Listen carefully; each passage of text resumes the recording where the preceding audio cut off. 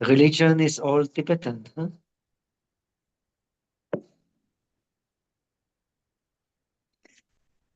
The consent of this meeting is being sent to a third party. Okay. Okay. So now you can see me clearly. Yes, Pastor. There is a Dashahara, the Hindu holiday. So maybe a lot of noise outside, and the children are monks and the novices making noise. But you can hear me okay, no? Okay, Pastor. Even we do not hear any noise from here. Only perhaps your internet not as strong as before. Yes, what to do? We can just maybe I can shift it more near because then maybe the voice will be a little better. Oh, Like this. yeah, the voice is okay, Pastor. The sound is Yeah. okay. Okay. Well, so shall we start with a question or shall we continue? Uh, okay. Ko Hakim atau Johan ada pertanyaan? Pastor, actually, I have a little confusion about the Pastor said before that manas, yes, Pastor, the one that is seeing, yeah, Mm-hmm. yeah. Actually, what we saw is actually is like the thought there, the thought. Is that Yes. correct? Yeah. The thought itself, when we realize the thought actually is not real, then the thought is little bit like gone like that. And Well, then like the thinking is like a dream. In a dream, you uh, in the dream you the object is not real, and the object of the thought is also not real. It comes from these vasanas, huh? Because we have karmic consciousness. The mind moves, but it moves based on ignorance. And as soon as a karmic consciousness arises, yes, and what is the difference between an enlightened person and non-enlightened person? The enlightened person knows his own thoughts arise from ignorance, so he sees them as being a dream. Huh? But a common person takes them very, very seriously and thinks that they are actually a very the base for this understanding of the world. Huh? But the whenever the karmic consciousness moves, huh? This is the what is called Zicheng Xiang, huh? The aspect of self-witnessing, which is actually alaya. It immediately arises together with the Tianfen and Xiangfen, with the uh, aspect of seeing, which is the Avarjana Vijnana Zhuangshi, and with the aspect of the object. The object is the nimitta, huh? The Xiang. And so the consciousness which produces a nimitta is also alaya. Huh? The self witnessing aspect is alaya. The seeing aspect or paying attention aspect or evolving aspect is also alaya. And the what we see is also alaya, but we don't know that it is alaya. We don't know. And we have learned that uh, from this alaya is cannot be separated from this the aspect of which they call zhixiang, which is knowing, and knowing by means of what? By means of Vedana, by means of sensation. Due to sensation, we then differentiate. This is pleasant, this is unpleasant. And when we differentiate and hold to this differentiation as something real, then there is the aspect of continuity. These 5 aspects we have learned, that is, uh, that is what actually thinking means. And when these 5 aspects, we take them very seriously, so we get to the 6 consciousnesses. And the 6 consciousnesses, they have the job of uh, holding to differentiation, holding to the outside as something being separate from the inside. This is Yogacara. Huh? And thus, we uh, take the outside and inside as something solid. So, huh? Sorry, I will mute. Johan, So, sorry, Johan, you already recorded. Yes, already. Now in YouTube already record. Okay. okay, so it is the 6 consciousnesses. Huh? This author puts them all together because the base for the eye consciousness, ear consciousness, nose consciousness, tongue consciousness, and body consciousness is the uh, the mental consciousness called Vijnana. Huh? Remember, in this system, you have the Vijnana, which is rather gross, so it creates it it it is kind of uh, based on the discrimination. This is this is true. This is that. This is I want. This is I don't want. All this based on the continuity of the mind, which is manas. That is manas is thinking. When there is thinking, so the 6 consciousnesses work, and 6 consciousnesses, then they create this aspect of clinging. We have learned zhi, qi, xiang, the aspect of clinging, and the aspect of clinging is connected to clinging to the names, to sentences, to aksharas, to the syllables. That means they created a concept. Our concepts are rather more subtle, but all animals, even insects, they have their concepts. This I like, this I don't like, this I want, this I don't want. And their life is based on this differentiation.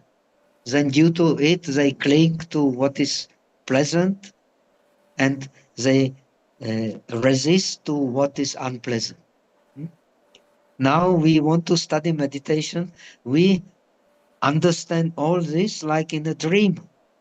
So we should enjoy a dream, not go away from a dream. All this, according to this Yogacara, even Madhyamika, we live in a dream. That's why we need enlightenment. We need awakening to understand we are in a dream. When we are in a dream, you don't take yourself. Why you take others seriously? Because you take yourself seriously. Why you take yourself seriously? Because you take others seriously. So the vicious circle.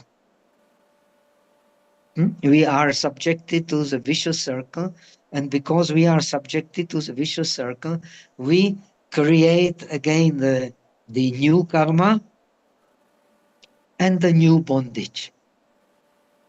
But if now we are learning the mutual permeation, or this Lusthaus calls it habitation.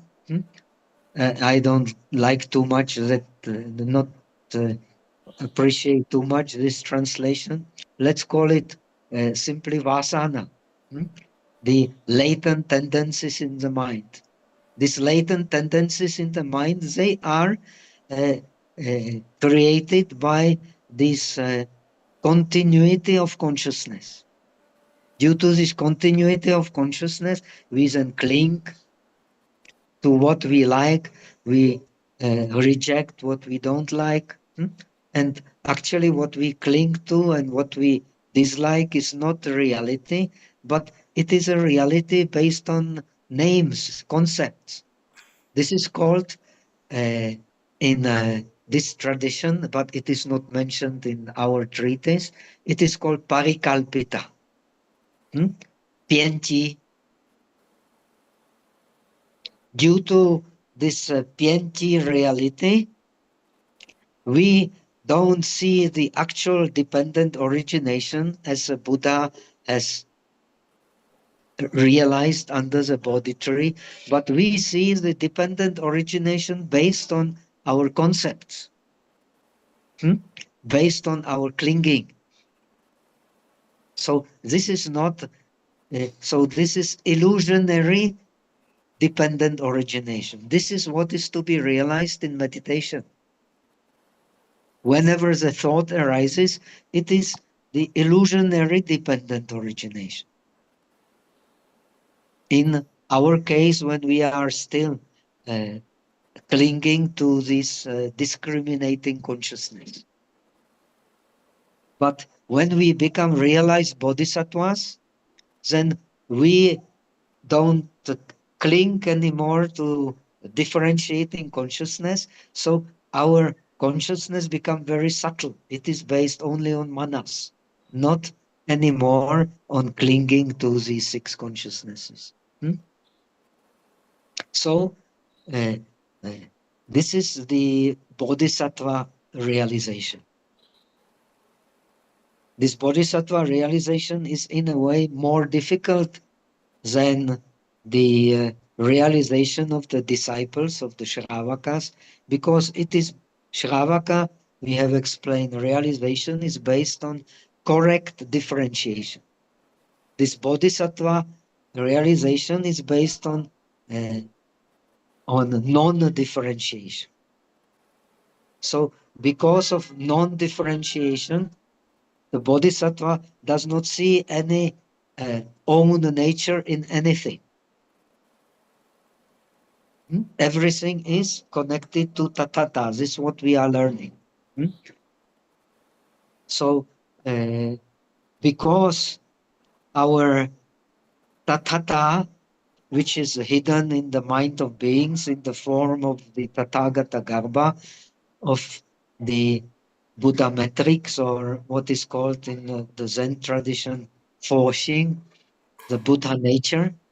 This Buddha nature, due to our avidya, ignorance, is hidden. So, because of that, we do not see the true mind, like the Lankavatara Sutra, Ru Lanka King, which is based for Zen, which is what Dhammo is taught in China.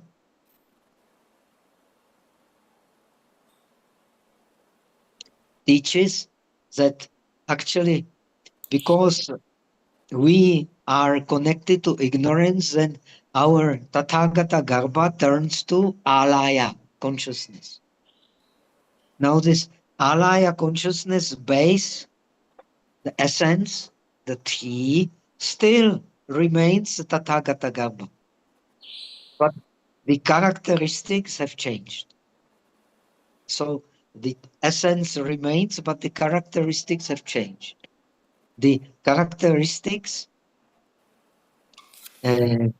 which we take for being something real, they then produce this uh,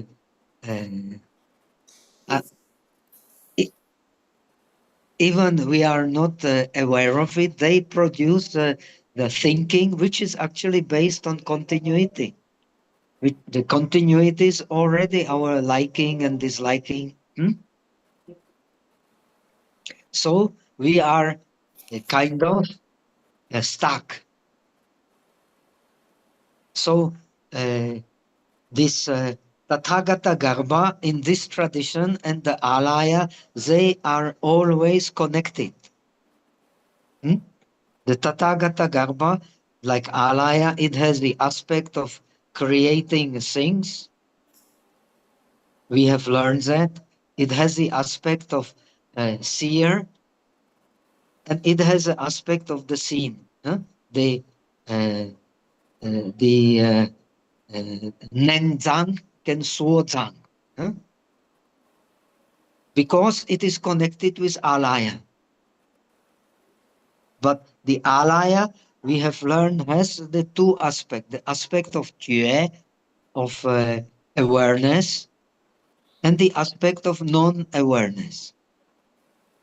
When this aspect of awareness prevail, then the ignorance based on the aspect of Tianfen and Xiangfen, the separation of the seer and the seen, then creates a reality which we believe to be true. And this reality is actually the continuity of the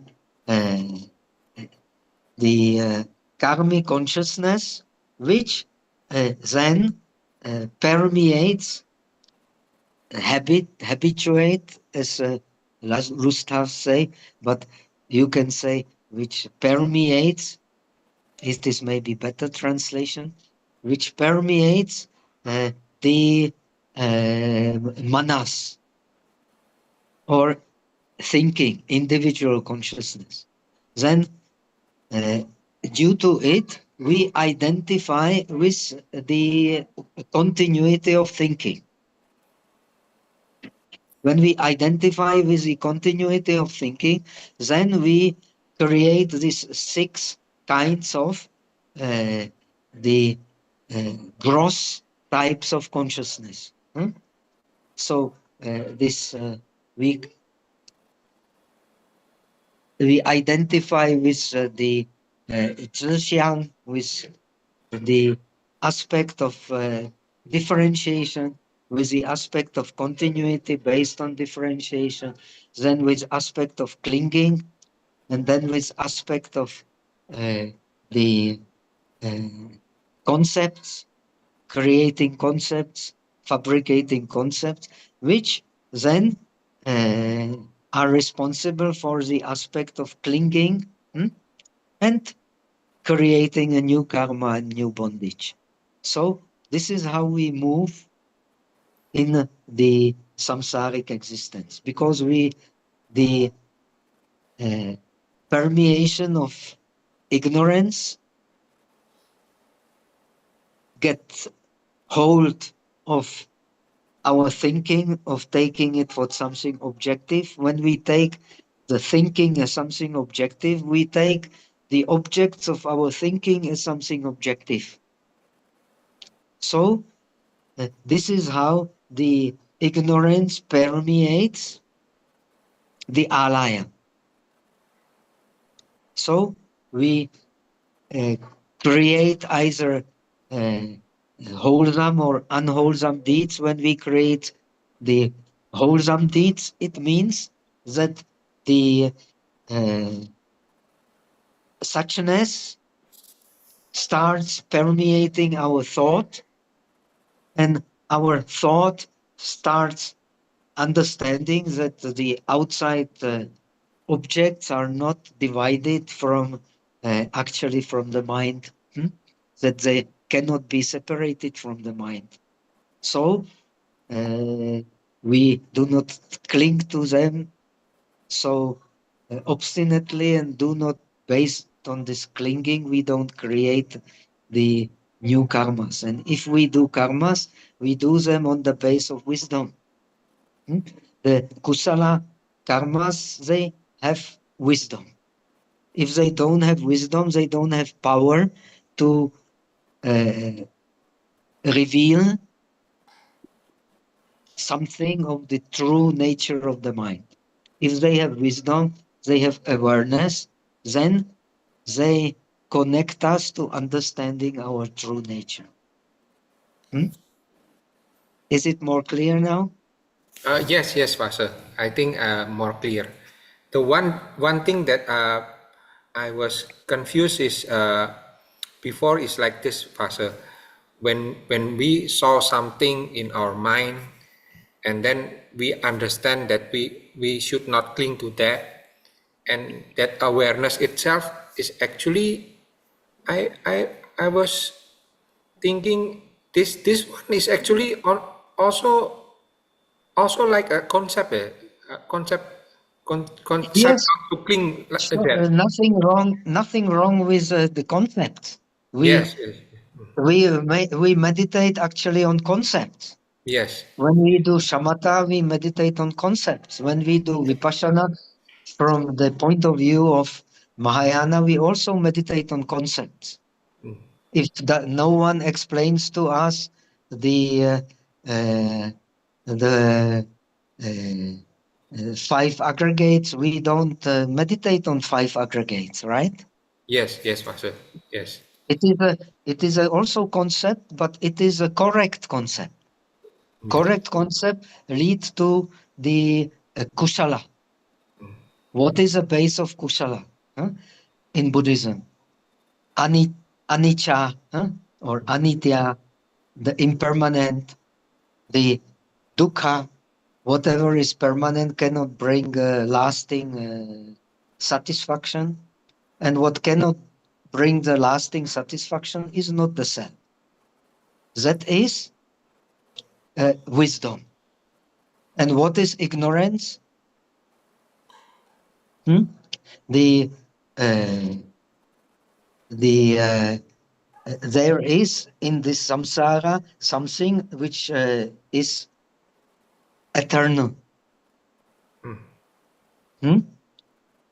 And that eternal, there is something which the samsaric state, which is a process, always moving, can bring the lasting happiness, which never abandon us. And this lasting happiness, it belongs to the self. The In Indian philosophy, some traditions believe in this.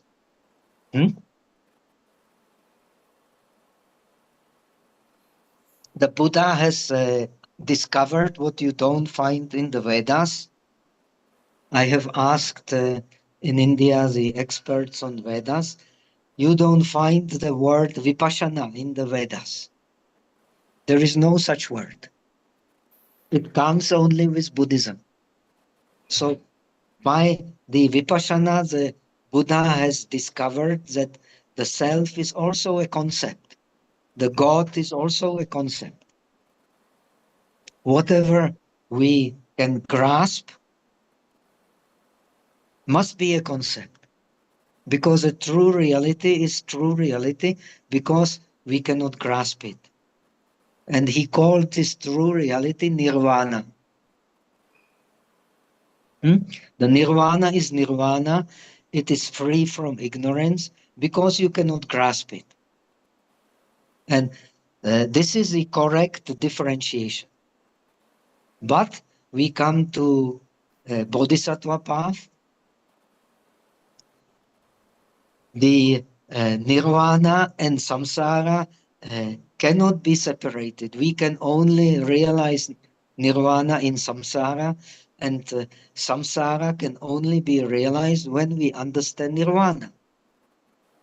They cannot be used as a separate entities. This is the great wisdom, Pore Polomi.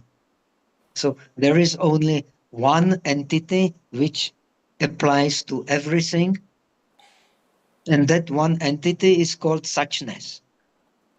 And all the skillful means to realize suchness, they are different realities, two realities, the worldly and the supermundane, four realities, four noble truths, and many realities, many different dharmas the Abhidharma teaches. All this is skillful means to realize one reality. Hmm? So this is what the bodhisattva wants to realize, one reality. And in order to realize one reality, he has to give rise to the bodhicitta. He has to fashion. If he does not fashion, he will not realize the bodhisattva realization. He will realize the realization of the disciples if he is working very hard on analyzing the suffering of uh, impermanence and turns away due to deep understanding of the suffering, turns away from impermanence. But the bodhisattva, he gives rise to bodhicitta, so he does not turn away from impermanence, yet he also applies nirvana. He is disenchanted uh, from samsara, but he does not turn away from samsara. Why? He does not have only compassion. All arahats have also compassion.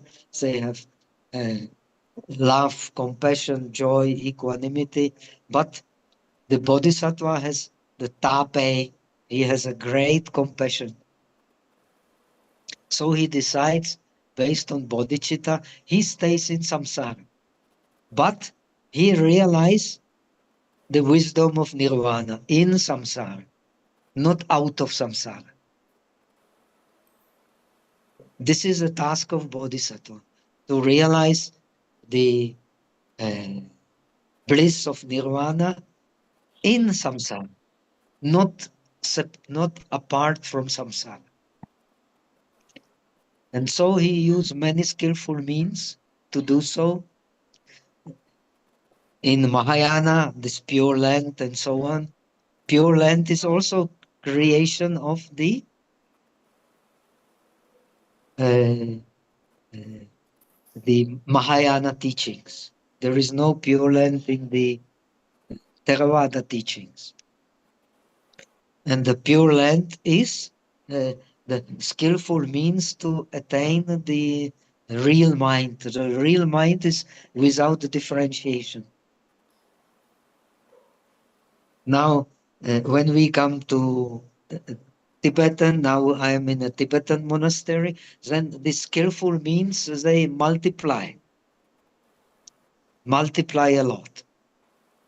Not only we visualize these bodhisattvas and they become for us the incarnation of virtues, like Quan Yin, incarnation of compassion, but we ourselves, we already, with the permission of the teacher, we already uh, visualize ourselves and our practice in the body of the bodhisattva. So we take this skillful means. The teacher is a Buddha. He's not a Buddha, but it is a skillful means because he gives you a realization, or should be a realization, or the faith that you are actually the bodhisattva. Your mind is a bodhisattva. And your mind is a pure land. And he introduces you to that by means of all yoga, actually. In the Tibetan tradition, the methods are connected with yoga, but the philosophy is purely Mahayana philosophy. The Madhyamika and Yogacha. The same. They have to learn all the different approaches of Madhyamika and Yogacara to understand the suchness. Hmm? So we have to understand this very clearly. Then this treatise, we will understand its contribution. Its contribution is of the natural relation and flowing in between the uh, enlightened and non-enlightened states. Hmm? So the suchness, which represent the enlightened state, and the enlightened state is without thinking. The Buddha does not need thinking. He just reflects like a mirror. So his alaya, when we realize the bodhisattva way, even when we realize the Shravaka way, but this transformation is not complete, our alaya becomes the wisdom of the great mirror. Then all the other consciousnesses, manas, and the six consciousness and the five consciousnesses, they also reflect this ability of consciousness to see the oneness. Manas become the sameness, the Manovijnana, six consciousness, become the beautiful observation, and the five consciousnesses become the uh, accomplishment, what one does. So one actually needs thinking only to help others. One does not need the attention, one does not need investigation if one becomes a Buddha, because one just reflects the objects as they are. So the ignorance, one goes to the beginning, as we have learned in this treatise, one goes to the beginning of the process of consciousness. That is the pure suchness in which the thought does not arise. So this is one mind. And this is actually the true nature of the mind. We have learned in the beginning of this treatise, the Dharma means one mind. And one mind is the Tathagata Dharma, the Buddha nature. This Buddha nature creates all phenomena, but it creates all phenomena when it is linked to the alaya. Hmm? And when it is linked to the alaya, we have learned it has the aspect of enlightenment and it has the aspect of non-enlightenment. And these two aspects, they always interact with each other.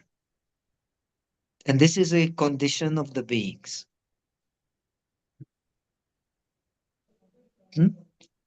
In us, as long as we have not abandoned ignorance and not attained the mirror wisdom, the one mind,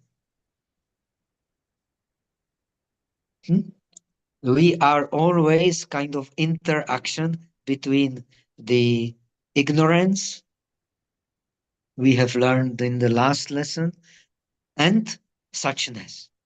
When the suchness permeates the ignorance, so we don't cling to thinking. When we don't cling to thinking, we don't cling to the outer objects. When again we see that clinging to the outer object is not conducive to wholesome states,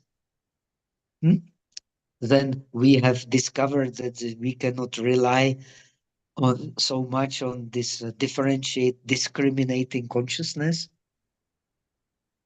So our clinging to thought also is reduced when we become realized bodhisattva. So we already see the thoughts as not for oneself only, for the others, how to help the others. So we realize, we struggle to realize all the paramis so as to become the Buddha, real Buddha.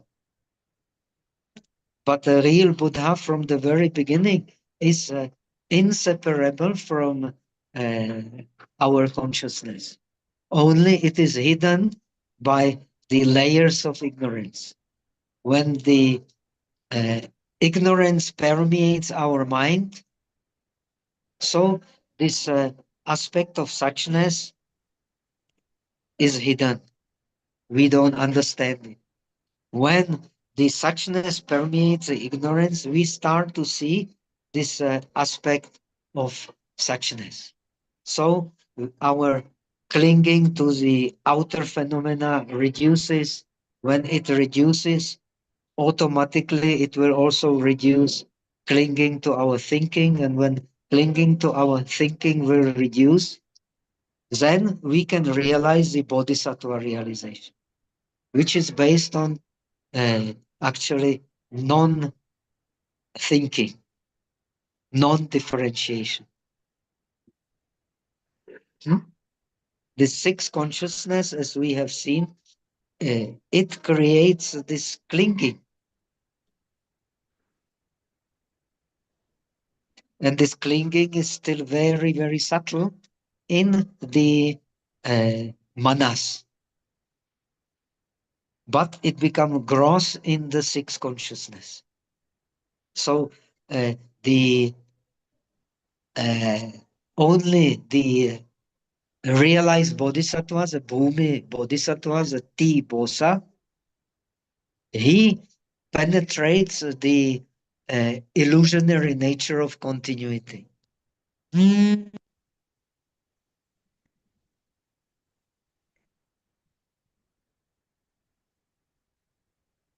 Sorry,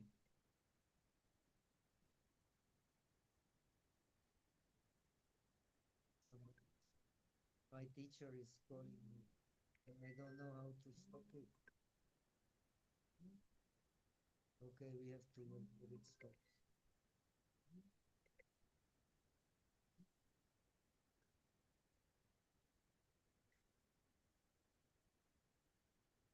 Okay, sorry. So uh,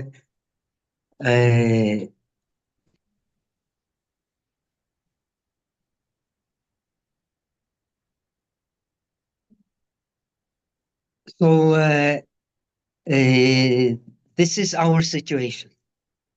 We are always at the crossroad between the influence of the ignorance, which make us very stubborn, not flexible, not with prasharabdhi, not with ting an, not with awareness, not with mindfulness, and the influence of the suchness, which enforces these positive faculties in us.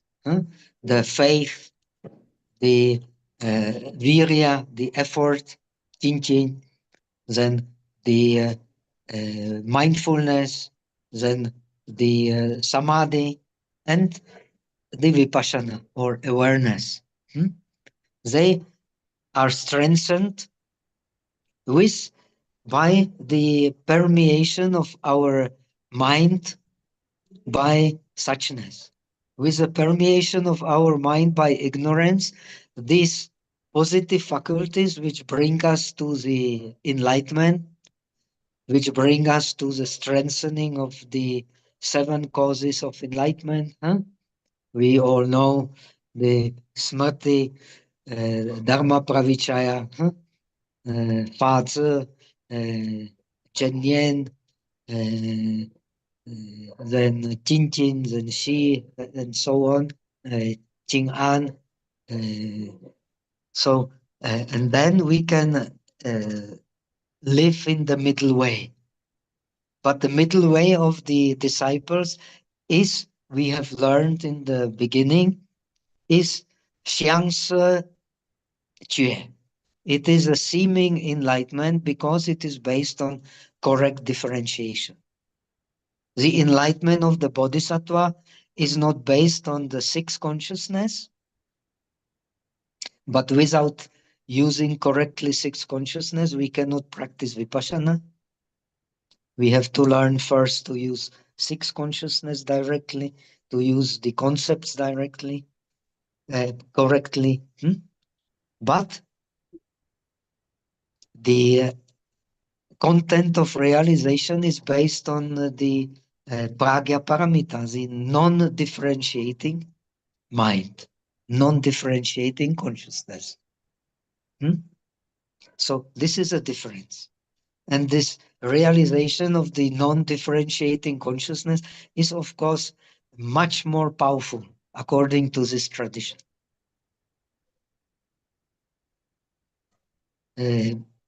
Because it is based on the more subtle consciousness, which in this treatise is called manas. But even the subtle consciousness still, to some extent, very little, hides the true nature of the Buddha's mind, of the Buddha's awareness. So we have to practice the paramis. Each and every stage of bodhisattva practice is connected in the tradition with the parami. The first bhumi with dana, the second bhumi with the sila, the third bhumi with samadhi, and the from fourth bhumi up with pragya. So we can only complete as bodhisattva the three shikshas, san xue, the sila, samadhi, pragya, if we complete the paramis. Otherwise, we only rely on the differentiating mind, not on the non-differentiating mind.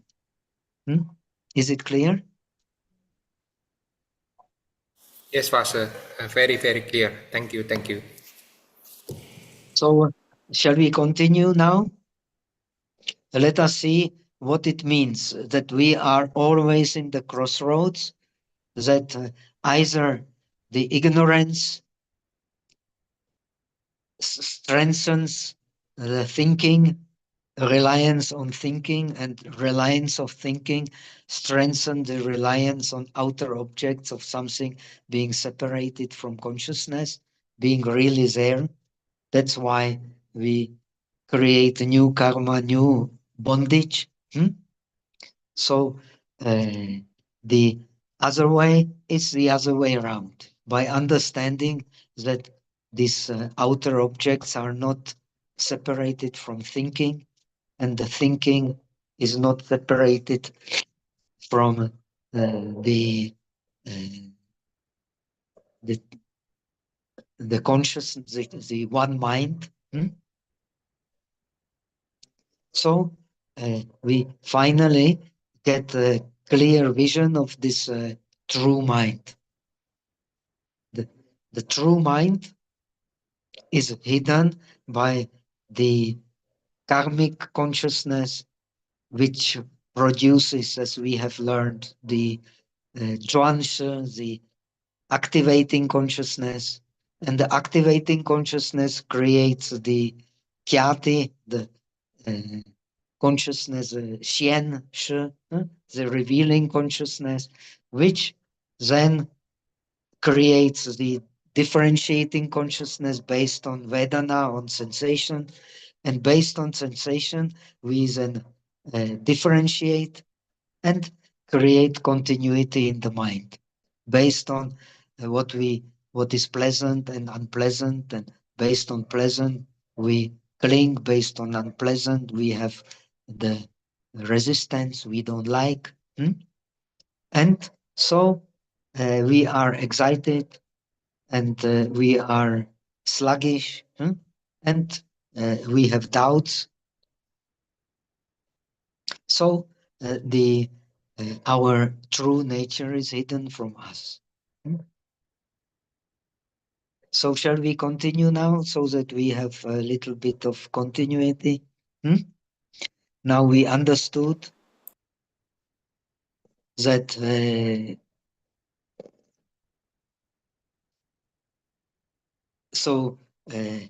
this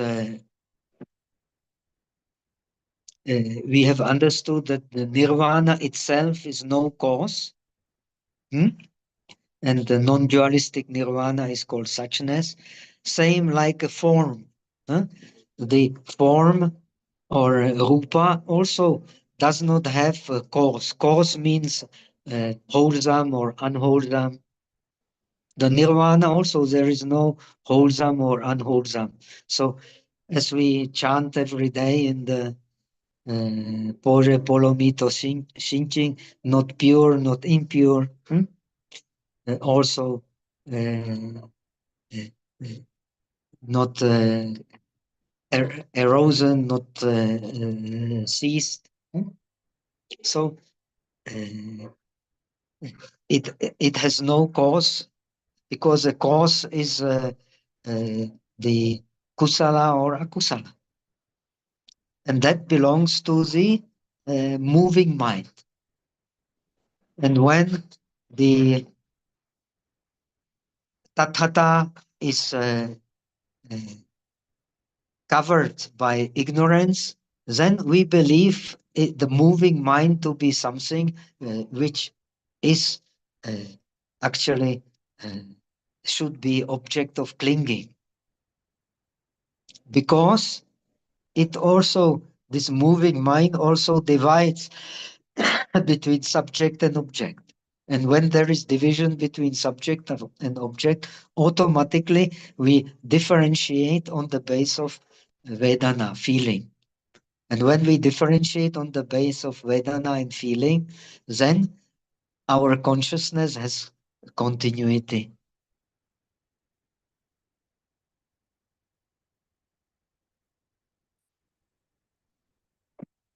But this continuity consciousness, which is here called manas, the five consciousnesses, is very subtle. And we have to realize the bodhisattva path to become really familiar with it. So, because we have ignorance, avidya permeates suchness. The ignorance permeates suchness, or it gives to the mind the vasanas, the latent tendencies of the mind. So because we have these latent tendencies of the mind, we follow our habits. The Buddha does not follow any habits because he has no latent tendencies of the mind. He just reflects reality as it is. And this uh, uh, there is the primary permeation of the uh, the nirvana, or here the suchness, so that the our consciousness becomes karmic consciousness. That is a primary permeation of consciousness through ignorance. Our consciousness starts to move and we identify with this movement. Then because we identify with this movement, then automatically we take the subject and object as something being there. Then we rely on the feeling, and all this is this process up to clinging and creating the new karma. That is a secondary permeation of ignorance. Primary is the karmic consciousness. So now he explains how we beings who have Buddha nature but are not yet Buddha. So how does this avidya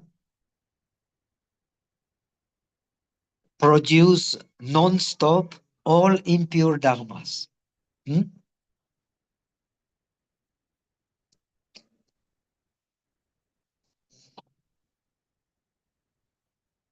And he explains. That is to say, as it is based in a suchness that we have learned in the beginning, the dharmas are produced by suchness. And this suchness here is called suchness dharma, Genrufa. There is avidya. What does it mean? This avidya, this ignorance is false, satyata, pusajanta. But the Rulai Zhang, the forcing, sujanta is true. Avidya is jhata. When it permeates the suchness, then we become beings, alaya. We have dwelling in the world. So, suchness dharma, there is avidya. The avidya being the cause of the impure dharmas. They imbue or permeate, or they habituate the suchness in their turn. So, that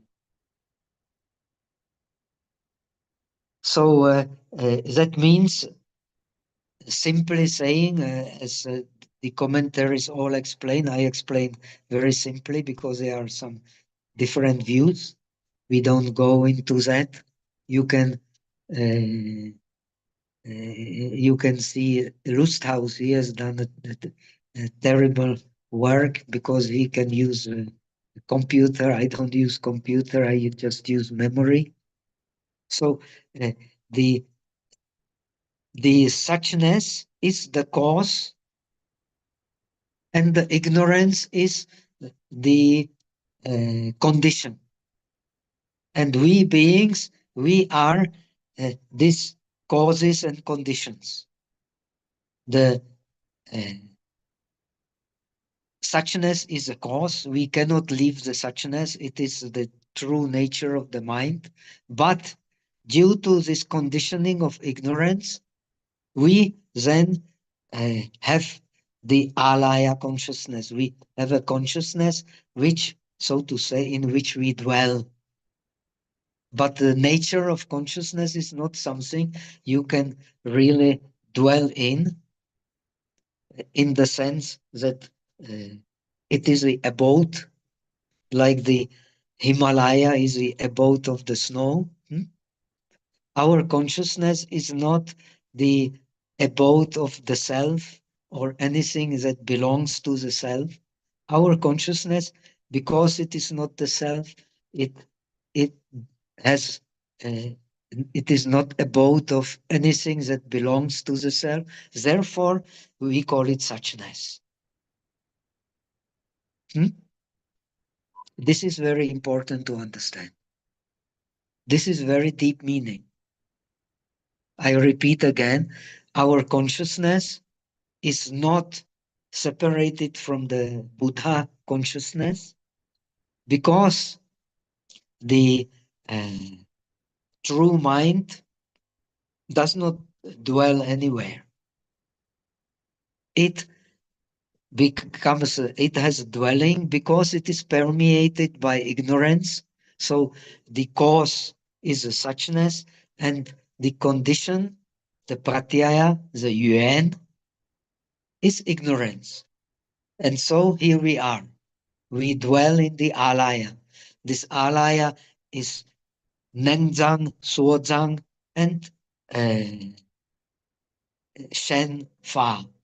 It can store the Dharma. It is the subject of storing, it is the object of storing, and it can also create all dharmas because it is permeated by its conditioning is being permeated by ignorance. So this ignorance makes it dwell. Dwell where? Dwell in the samsara. So when this alaya, it is not mentioned here in this treatise, but when this alaya become the consciousness of the great mirror, then we don't dwell anywhere. We just reflect things as they are objectively. Now we reflect things as they are subjectively because we are subjected to the our parikalpita is affecting our paratantra, our causes and conditions. So we don't see the parinishpana, we don't see the perfect reality from which we are never separated, which is suchness.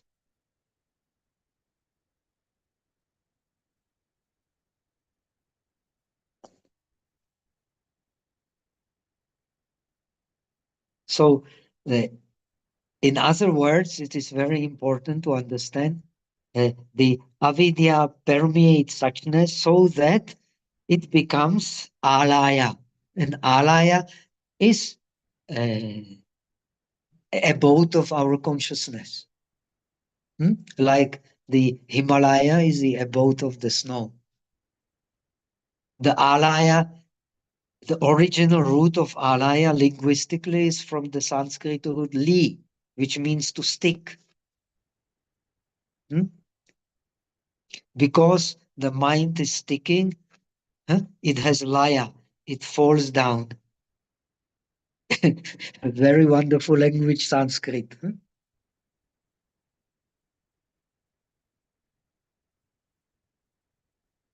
So because the karmic consciousness, which is the base, the primary alaya, permeates our consciousness, so it has this Tianfen and Xiangfen. It has the aspect of the seer and what is seen. And from this comes the samsaric existence. The differentiation and continuity. And based on continuity, we differentiate the six consciousness. And based on this differentiation, six consciousness, which actually bases its differentiation on concept, on names, and so on, sentences, the syllables. So we cling to this as being the true reality. So we create the karma, and due to the karma, due to karmic consciousness, there is so much differentiation in the world, more than all the seeds of the great river Ganges. So the Vasubandhu in Abhidharma Kosha Chishalun says that karmaja loka vaichitrayam, the differentiation in the world which is endless, is based on karma. Karma causes thinking, moving consciousness, which is immediately based with the seen and with the seer and the seen and differentiation and continuity that we have learned. And that is thinking. Thinking is individual.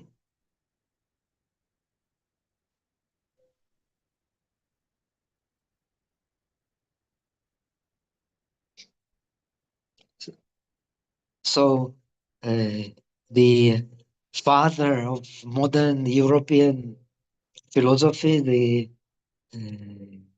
Descartes, he says, I think, therefore I am. Actually, From this point of view, in a way, it is true.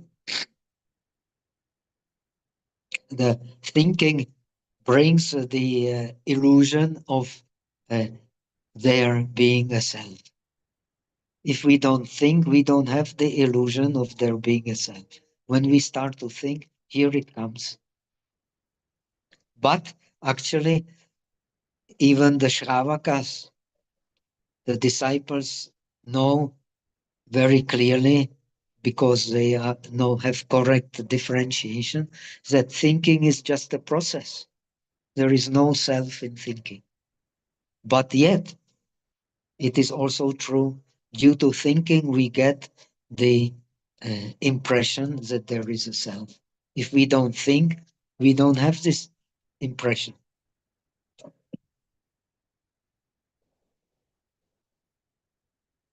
So, because continuation, thus there is non-understanding of suchness, there is in alaya aspect of no body. We have learned the alaya has aspect of body, jie, fen, and it has the aspect of non-body, puchie, fen. And because the ignorance without the ignorance, alaya cannot arise. So, because of this ignorance aspect of the alaya, so the aspect which is the aspect of non-body, and thus thinking arises due to this aspect of non-body. How does it arises? Zhuanshi, Xianshi, Zhi, Xiang, and Xiangxi Xiang. We have learned already these 5 aspects of the manas.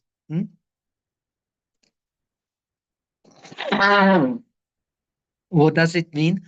The suchness itself has no thinking. It creates a thinking due to its permeation by ignorance. This is very important to understand. And this is also why this treatise has influenced so deeply the Zen tradition. And it is based in a way on the Hawaiian tradition. All is interaction. Interaction of the principle, Li, which is suchness, and interaction of the phenomena, which are never separated from the suchness. Shi. Huh? So no wonder the Fazang, he calls this Ashwagosha, Mayin, the first patriarch of the Hawaiian. Why? Because the Hawaiian, just like this tradition, and Hawaiian is a philosophical base for Zen, the Lusthausi explained this very, very nicely. The everything is interconnected together. The one who separates it due to ignorance.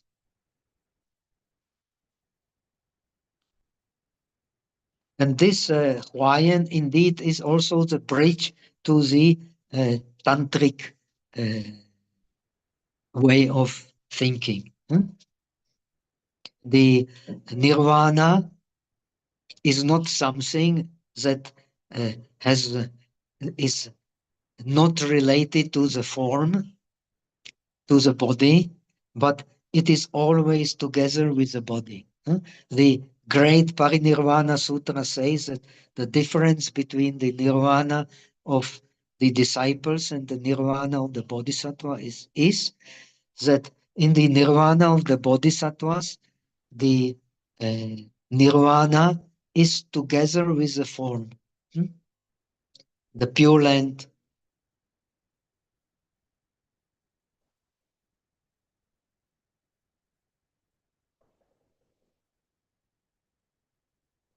So, because the avidya, the non-science penetrates the suchness, so the phenomena arise. And when the phenomena arise, they arise as something which is subjective, something which is objective.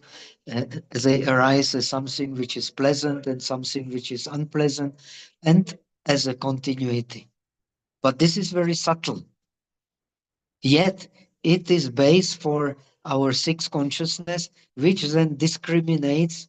This is uh, this I want, this I don't want, this is wholesome, this is unwholesome, I hate this, I love this. And so we create a new karma and a new bondage.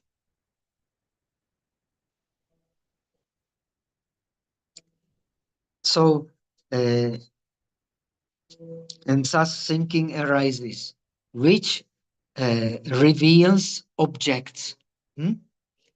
That is the scientia, the revealing consciousness, which then reveal the object, which are either pleasant or unpleasant. Because of the touch comes the Vedana. So there is no Vedana without the Sanya, without the perception. So our perception is already based on our continuity of the mind, which then has preferences for this or that based on these vasanas, on the habits, latent tendencies, which create the latent tendencies of our mind, which habituate, to use the language of Rusthaus, which sometimes is very useful, is habituate our mind or inhabit our mind, which reveal objects.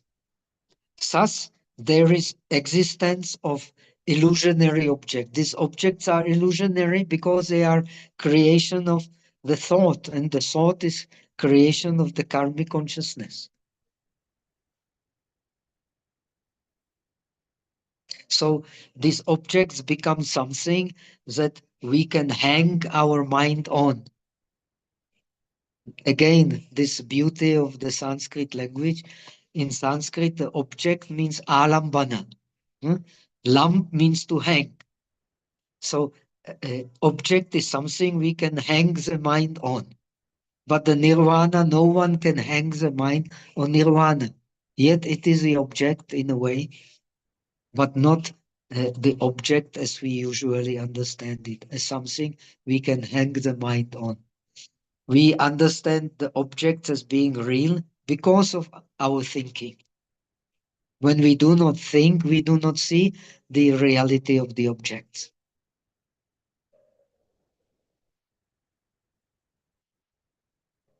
Yet, when we become Buddha, we can reflect the objects as they are. There is no problem.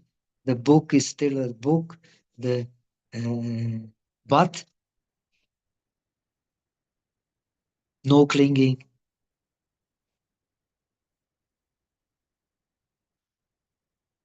So this primary ignorance, which manifests as the karmic consciousness, increases the avidya, the ignorance. When the ignorance is increased, we then identify with the continuity of consciousness. When we identify with the continuity of consciousness, with our individual consciousness, because what we understand as pleasant and unpleasant is different for different beings. Even among humans, a great difference. Not to speak about the animals or the gods and so on. So then, because we rely on this karmic consciousness, we rely on the evolving consciousness, Zhuangzi, then on the then we rely on the objects which perfume again the ignorance, and the ignorance produces these gross forms of consciousness. The reliance on the pleasant, unpleasant differentiation, the reliance on continuity. Due to reliance on continuity, we don't see that we are actually grasping, and that we actually grasp to the concepts we have fabricated by the differentiating consciousness. So, because we don't see it, we create a new karma and new bondage. We have learned this. So that is how mind is made cling to thinking and its object. So this is how, due to ignorance, we produce the unwholesome dharmas through thinking and through reliance on the object as something separate from the mind. And so the ignorance permeates deeper our consciousness, so that its true nature becomes hidden from us. So that thinking creates all kinds of karmic actions, and the result, one experiences dukkha. The dukkha means the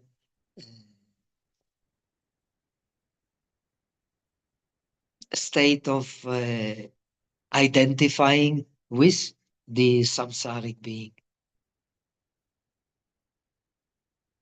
The dukkha in body and mind. The samsaric being is identifying with the differentiating consciousness, which is our thinking, which is the condition for nama rupa, for body and mind.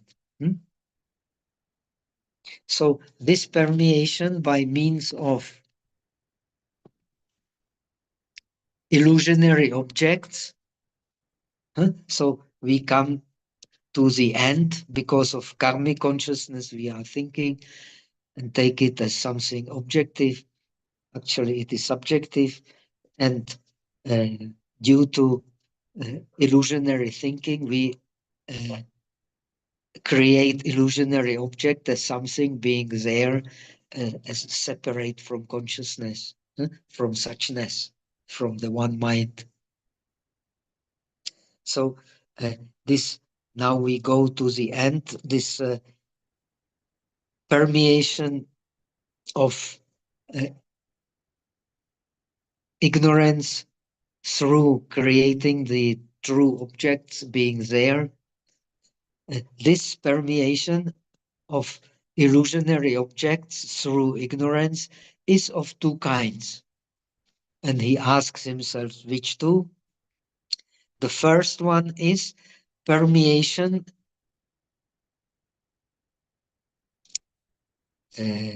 which prolong, we can translate, or increase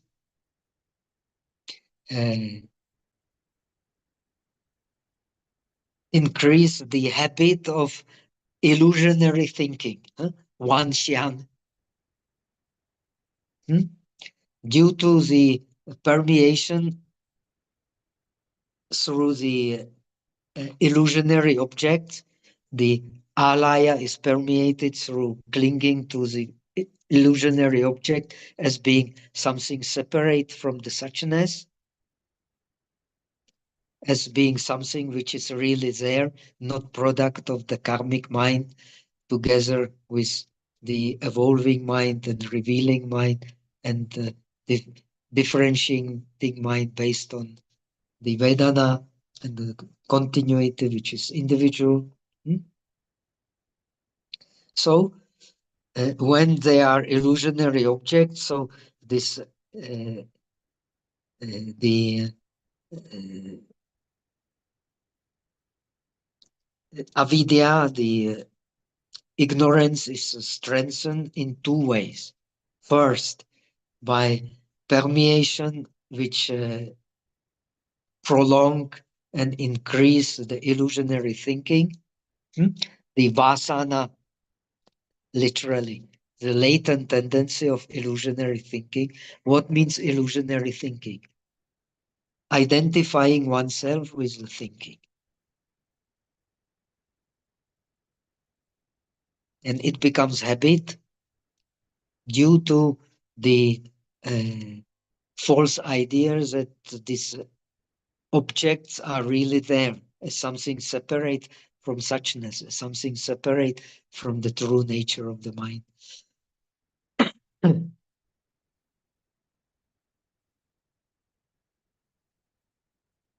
And the second one is the intensify the vasana, the habit or the latent tendency of grasping.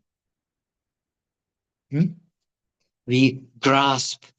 Because we grasp, what happens?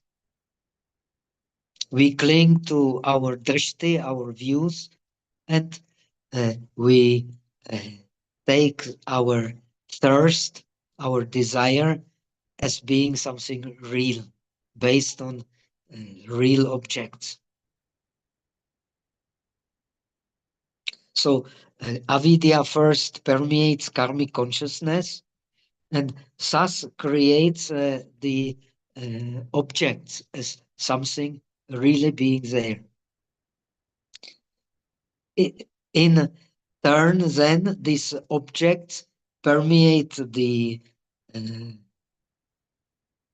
avidya, the nescience, and intensify it so that we identify with our gross aspects based on the Vedana, on the differentiation between pleasant and unpleasant, due to that on the continuity, and due to taking this continuity as being something objective, we then grasp. So the manas, the alaya is always connected with the manas, with individualizing consciousness, with thinking. And when we identify with thinking, we identify with our clinging and with our concepts, and clinging and concepts belong to the sixth consciousness, to manovigyana. They are produced by manas, by alaya, but the clinging not. Clinging is not produced by alaya, by manas.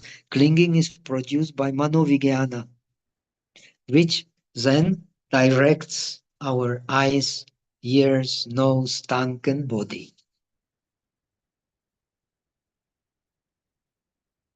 So in this way, the functions of clinging and the functions of creating, fabricating concept, they belong to the sixth consciousness. They don't belong to the manas. But yet they are created with the manas. They are created by thinking.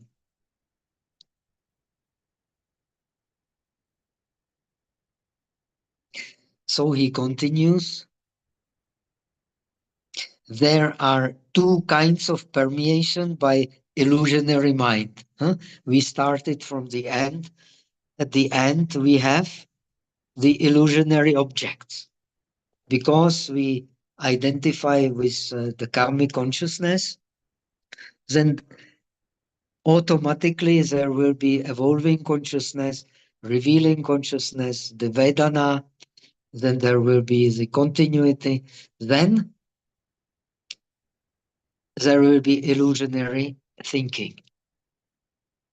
So whenever we grasp to illusionary objects, we will grasp to illusionary thinking.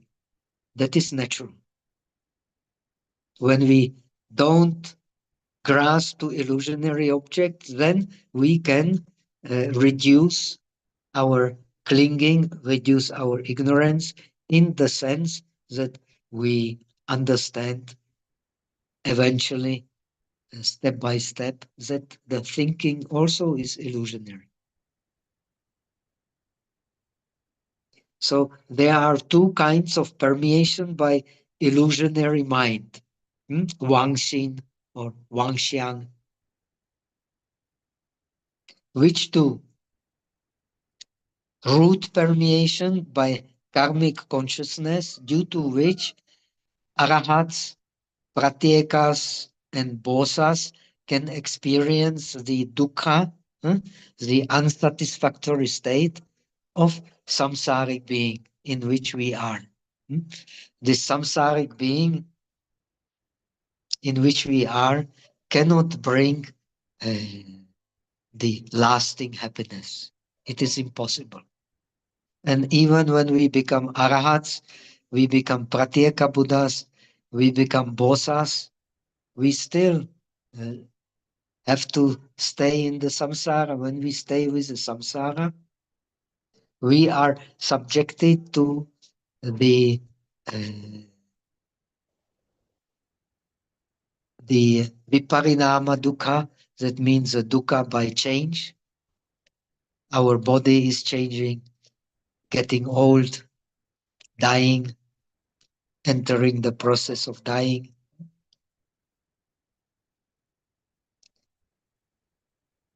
When we become arahats, so we understood the sankhara dukkha, samskara dukkha. We understand that all the composed realities, they are dukkha. But even so, we understand it, being the arahats or pratyeka Buddhas or bosas, we understand that this everything created, everything compounded is subjected to dukkha. Still, we are also subjected to aging and death. Wherever there is birth, there is aging and death and disease. But as opposed to Buddha, even so we see it very clearly, our understanding of samsara, penetration of samsara by vipassana, by awareness, is not sufficient to become the perfectly realized Buddhas.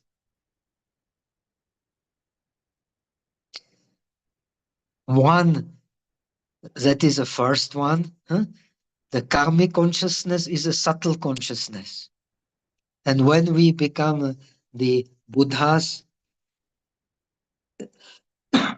we can abandon karmic consciousness because we have abandoned the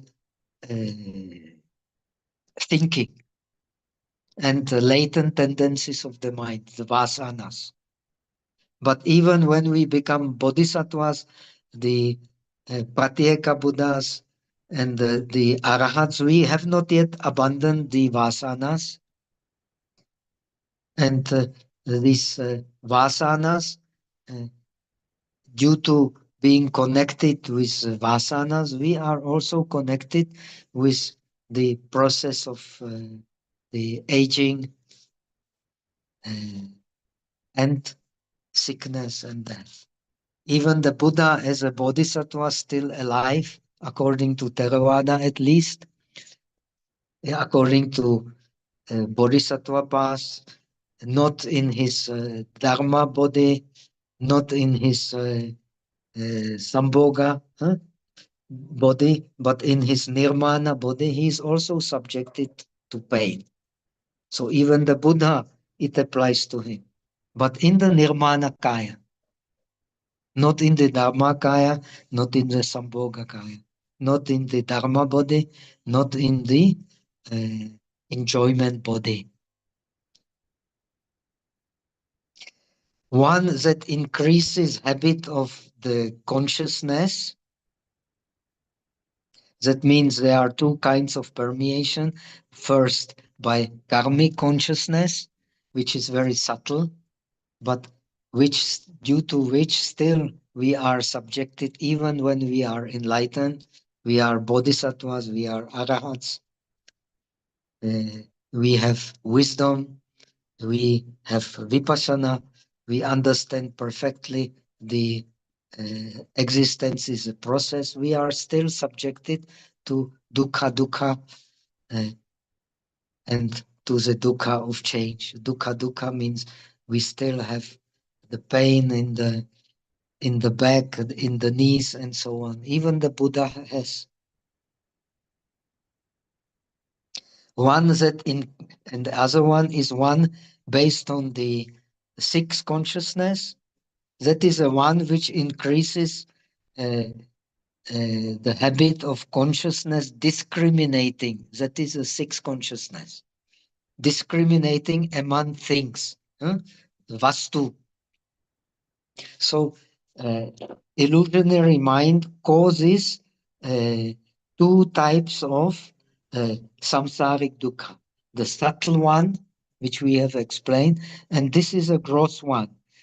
The subtle one is based on the manas, and that dukkha, we even when we become realized bodhisattvas, arahats, we cannot avoid. And then the dukkha caused by the gross consciousness, the sixth consciousness, due to which the common people experience bondage of karma. So here the common people actually would mean, even in a way, the realized Shravaka. When we become stream enter, we still have the habit of relying uh, on the differentiating gross consciousness, taking the things as something being real. But when we become the arahat, or the bosa, realized bosa, then this we already understand to some extent in the case of the lower vehicles, and to greater extent for the bosa, we understand the very subtle aspect of the dukkha. The gross aspect of the dukkha is based on the reliance not on the manas, but reliance on this differentiating consciousness, which is discriminating. That means creates liking, disliking, the tendency to grasp, the tendency to uh, the creating more desires, the tendency to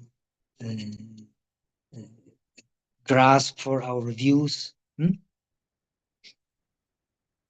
When we have realizations, they become very reduced. But in the subtle forms, they are still there.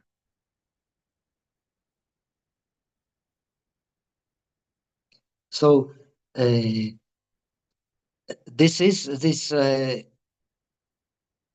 subtle consciousness reduces the dukkha. But this differentiating consciousness can not necessarily can increase the dukkha, increase the samsaric circles, which is called in the Chinese Fen Tuan Shensi, this endless cycle of birth and dying based on the clinging and on views. This clinging and views, they belong clinging to things and to views belong to the sixth consciousness, belong to the concepts.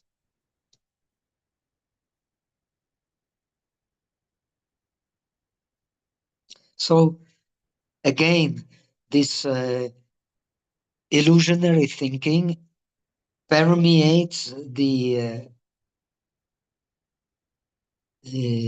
ignorance,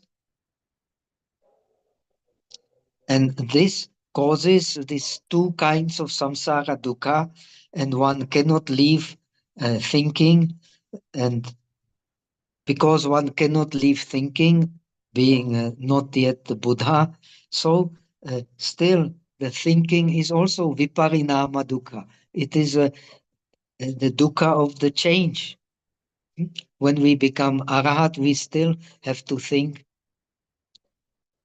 When we become bosas, we still have to think, but our clinging to the thinking is reduced. But thinking for the very sensitive mind is also viparinama dukkha. It is the dukkha of the change. There is no change without the thinking. And this is a base for understanding the sudden enlightenment. In suchness, there is no thinking. Thinking belongs to the sixth consciousness, and sixth consciousness is illusionary. The thinking belongs to manas also, but the manas, it is a subtle, so it understands the viparinama dukkha, it understands the impermanence of thinking as the pain. But when we rely on the sixth consciousness, we don't understand the thinking as a pain. No, we don't understand.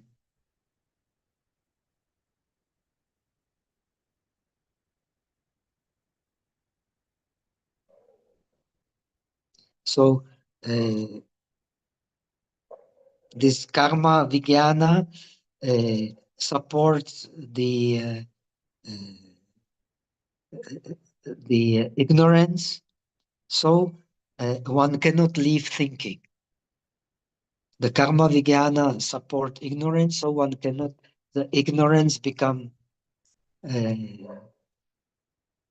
very obvious, so one cannot leave thinking because one relies on thinking as being something true, objective.